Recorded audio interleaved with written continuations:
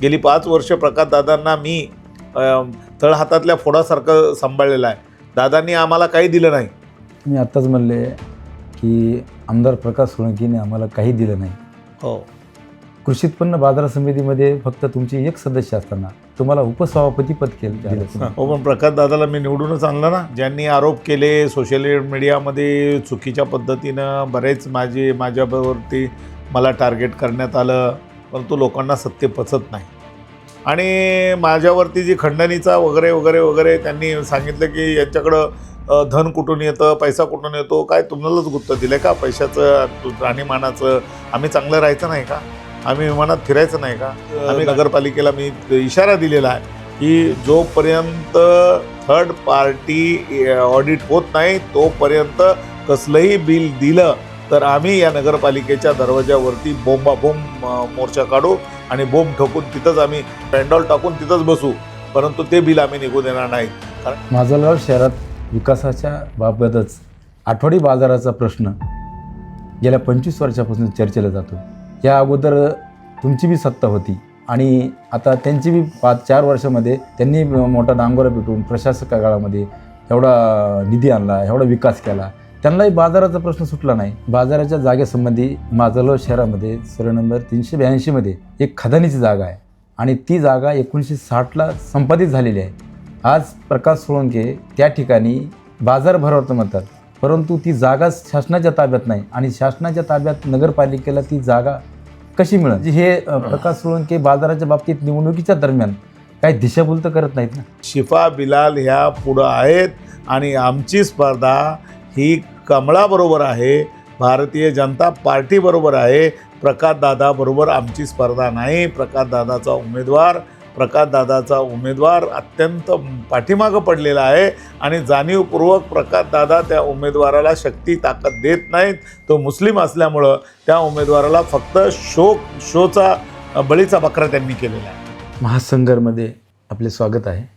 आज बहुजन विकास मोर्चाचे राष्ट्रीय अध्यक्ष माननीय बाबुरावजी पोटबरे साहेब यांचं महासंघामध्ये स्वागत आहे. धन्यवाद. आज माजलगाव नगर परिषदेच्या निवडणुकीमध्ये बाबुराव पोटबरे साहेब यांना विरोधकांनी टार्गेट केलेलं आहे आणि त्यातच सोशल मीडिया असेल, अन्य ह्याच्यात असेल की माजलगावच्या नगर परिषद निवडणुकीमध्ये विरोधकांकडून एक केंद्र म्हणून बाबुराव पोटबरे यांच्याकडे पाहिलं जातं.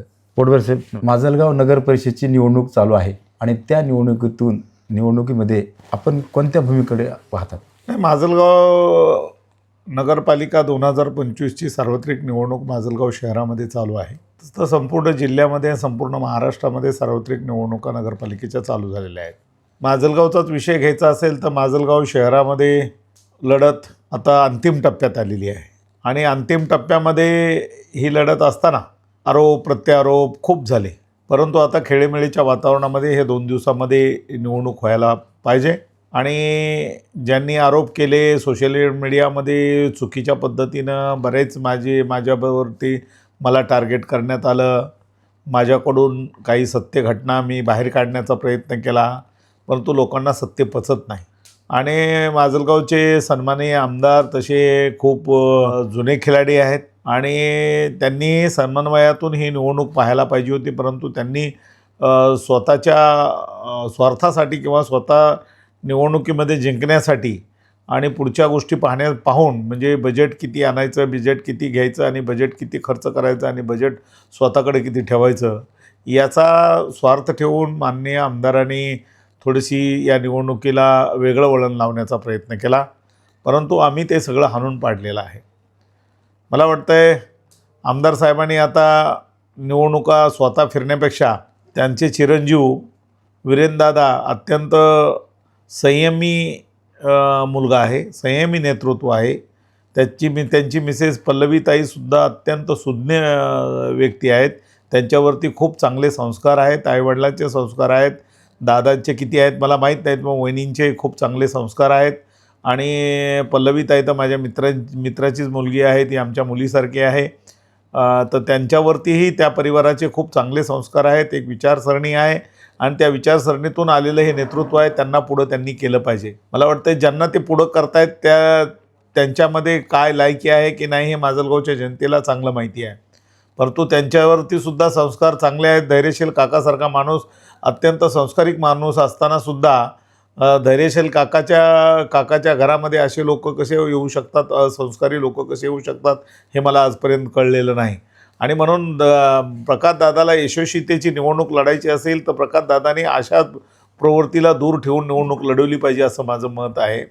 आणि माझ्यावर जे काही आरोप झाले किंवा माझ्याकडे बघण्याचा, माझ्याकडे तुच्छतेने बघण्याचा, माझ्या समाजाकडे तुच्छतेने बघण्याचा जो दादांच्या काही लोकांनी, जवळच्याच घरातल्या लोकांनी जो प्रयत्न केला, तो प्रयत्न निश्चितपणे सामाजिक घाणेरडा प्रयत्न आहे.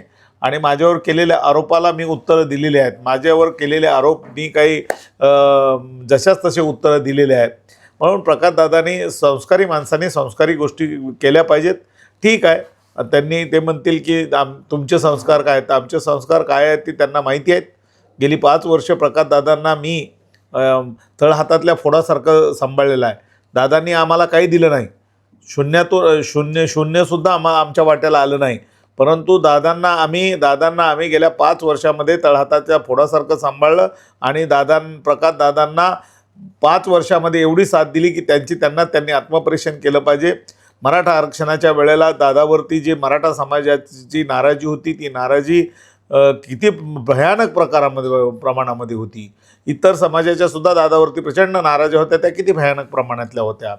त्याला सामोरं जाऊन एक समन्वय घडवून दादा आणि मराठा समाजामध्ये समन्वय घडवण्याचा प्रयत्न केला. आणि ज्या मुलावरती दादांनी घर जाळण्याच्या खोट्या केसेस केल्या मराठा मुलावरती, त्या मुलांनासुद्धा मी जेलमधून सोडवण्याचा माझ्या स्वतःच्या स्वखर्चानं प्रयत्न केला. मी स्वतः पोलीस स्टेशनला जाऊन बसायचो, मी स्वतः DYSPकडे जाऊन बसायचो की ही मुलं त्याच्यातली नाहीत. जरी ते CCTVमध्ये दिसले असतील, परंतु ही मुलं घरं जाळायला नाहीत.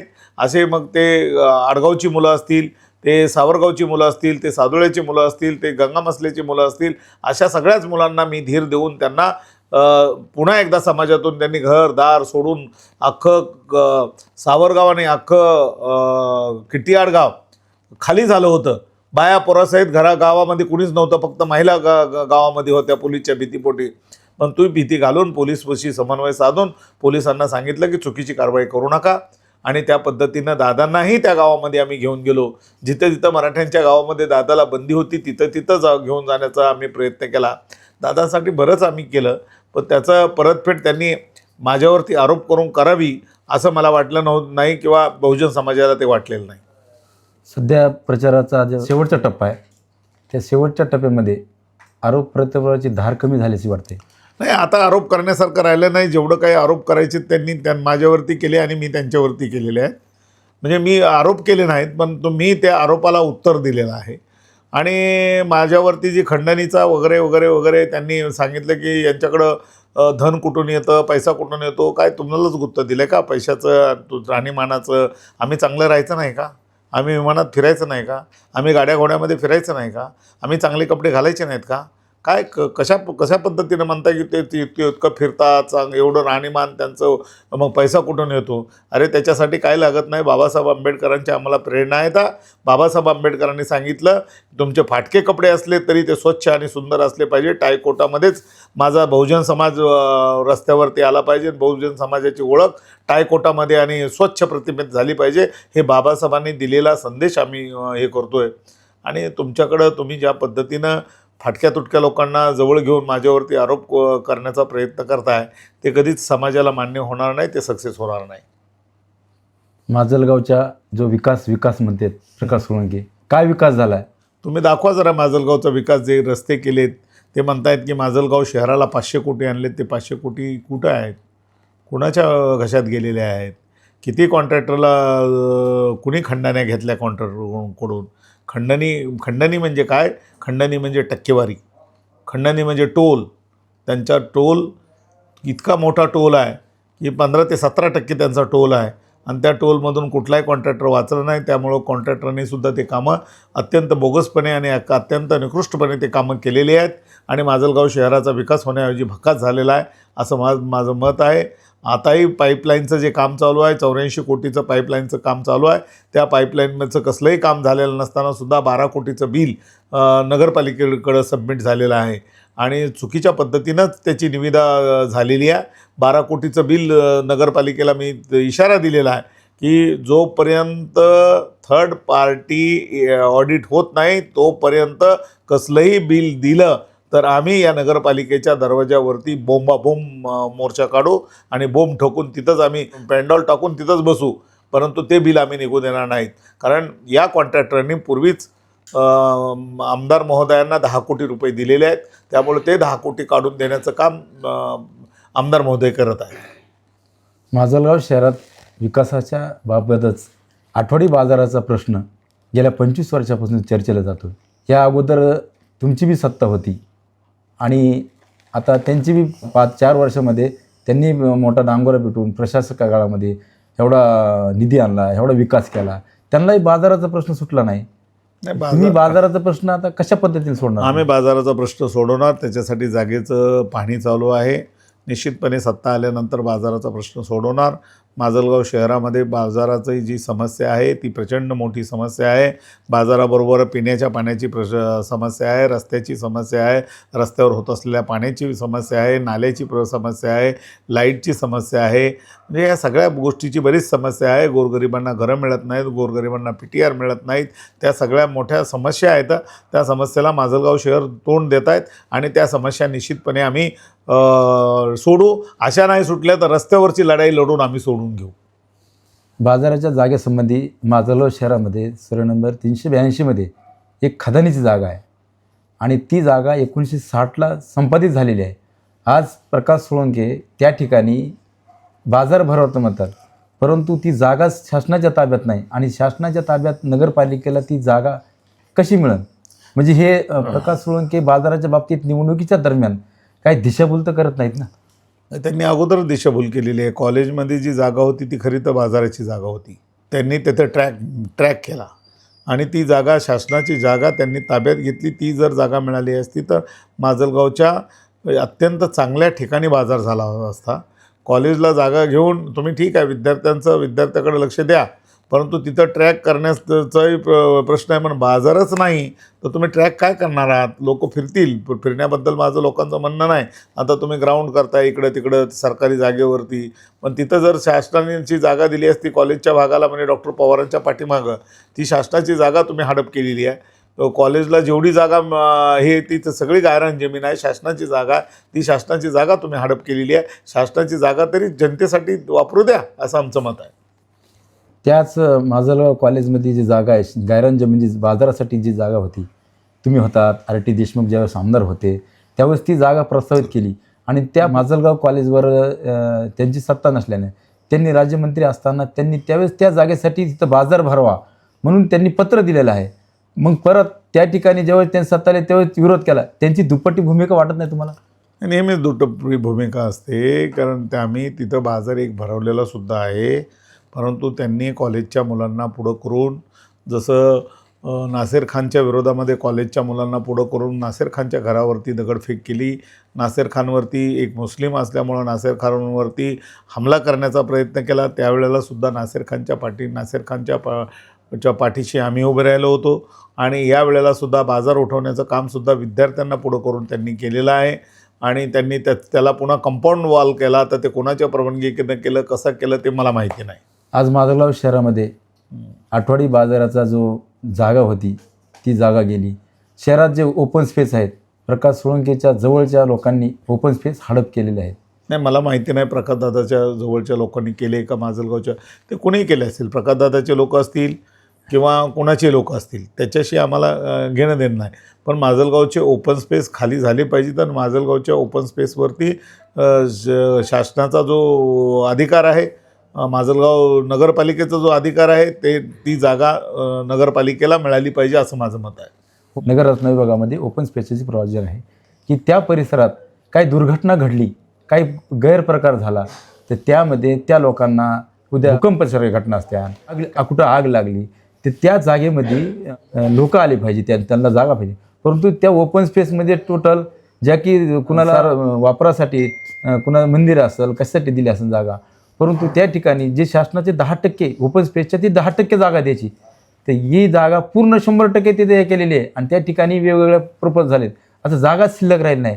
याच्याबद्दल तुमच्या ताब्यात नगरपालिका आज आज आली तर तुम्ही त्याच्याबद्दल काय करणार? नाही, आता बघा की माजलगावमध्ये एवढी मोठी प्लॉटिंग झाली, एवढे मोठ्या जागा वरती प्लॉटिंग होऊन विक्री झाल्या, त्यासुद्धा ओपन स्पेसच्या जागा कुठं येतात? जुन्या ओपन स्पेस तर राहिलेच नाहीत, पण नवीन ओपन स्पेससुद्धा राहिले नाहीत ना. त्याच्यासाठी आम्ही निश्चितपणे शासनाची पाठपुरावा करणार आहोत.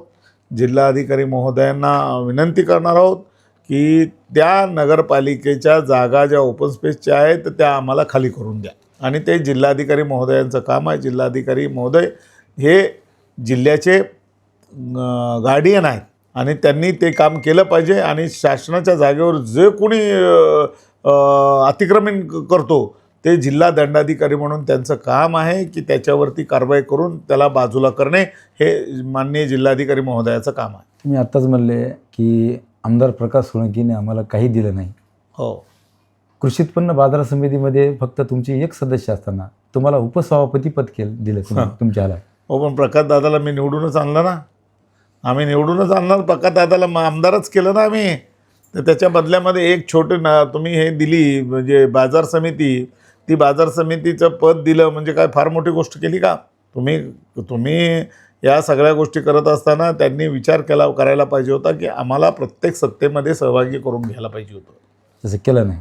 तसं केलं नाही. माजलगावच्याच बाबतीत नाही, राज्यभरात सुद्धा त्यांनी ज्या पद्धतीनं आम्हाला आश्वासनं दिली होती ती कुठलंही आश्वासन त्यांनी पाळलं नाही. आज नगरपालिकेच्या निवडणुकीच्या प्रचारात आपला झंझावात चालू आहे. टीकेचे आपण धनी झाला आहात. प्रत्येक वेळेस आपणाला टार्गेट केलं जातं. त्याच्यानंतर माजी नगराचे सहाल चौशानला वगैरे मतदाराचा मिळणारा प्रतिसाद आपल्याला विजयाची कितपत खात्री आहे? अहो, विजय आमचा झालेला आहे. ज्या दिवशी शिफा बिलाल चाऊस यांचा अर्ज टिकला त्याच दिवशी आमचा विजय आहे. तो अर्ज टिकू नये आणि विजय होऊ नये म्हणूनच प्रयत्न चालू होता. शिफा बिलाल या सरकारी यंत्रणेच्या सर्वेमध्ये, तुमच्या वेगवेगळ्या चॅनलच्या सर्वेमध्ये किंवा वेगवेगळ्या सर्वे करणाऱ्या ज्या संस्था आहेत त्यांच्या सर्वेमध्ये शिफा बिलाल ह्या पुढं आहेत. आणि आमची स्पर्धा ही कमळाबरोबर आहे, भारतीय जनता पार्टीबरोबर आहे. प्रकाशदादाबरोबर आमची स्पर्धा नाही. प्रकाशदादाचा उमेदवार अत्यंत पाठीमागं पडलेला आहे आणि जाणीवपूर्वक प्रकाशदादा त्या उमेदवाराला शक्ती ताकद देत नाहीत. तो मुस्लिम असल्यामुळं त्या उमेदवाराला फक्त शोचा बळीचा बकरा त्यांनी केलेला आहे. हे होते बहुजन विकास मोर्चाचे सर्व माननीय बाबूरावजी पोटभरे साहेब. यांनी महासंघाला सडेतोस आणि दिलखुलास मुलाखत दिली. धन्यवाद. मी सुभाष नाकलगावकर, कॅमेरामॅन गोविंद उगलेसह, माजलगाव, बीड.